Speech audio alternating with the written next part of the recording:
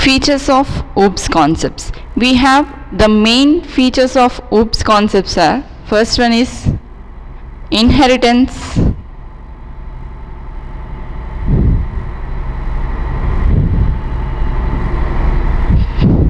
polymorphism, encapsulation,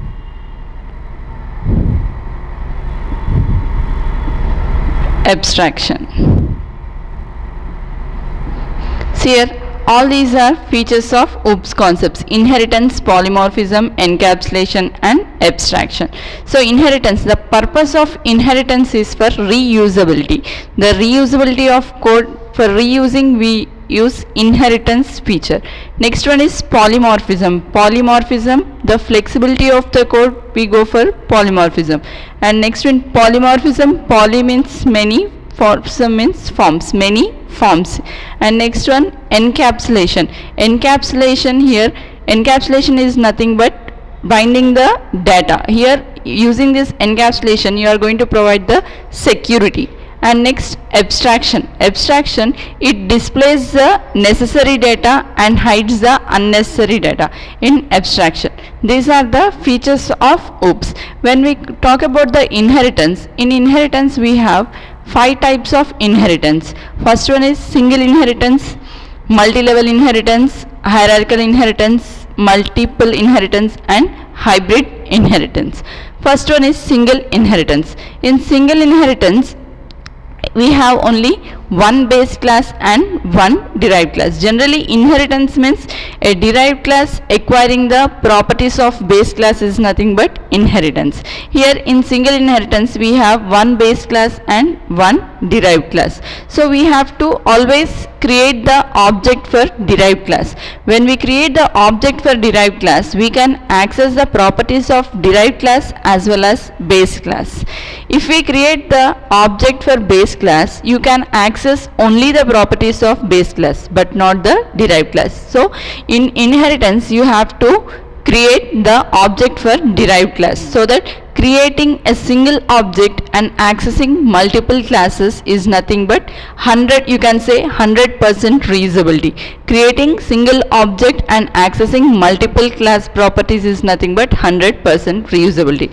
So in single inheritance we can say it is 100% reusability because we are creating the object for the derived class and accessing multiple classes. And second one is multi-level inheritance.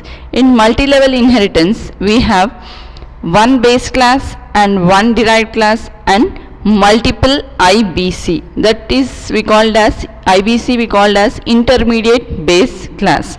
So when we can call particular class as a IBC, intermediate base class, a class which acts as both, means which acts as base class and as well as derived class, we can call that particular class as intermediate base class. So in multi-level inheritance we have one derived class, one base class and multiple IBC. So here also we are going to create single object and access the properties of multiple classes. We can access the properties of, inherit the properties of all the IBCs and base class and as well as derived class. So we can say here even multi-level inheritance is also 100% reusability. And next, coming to the hierarchical inheritance. In hierarchical inheritance we have base class and one base class and two child classes. So here in hierarchical inheritance you have to create object for both the derived classes, because if you create object for one derived class you can access only that derived class and as well as parent class. If you create object for another derived class you can access that derived class and parent class but not both the derived classes.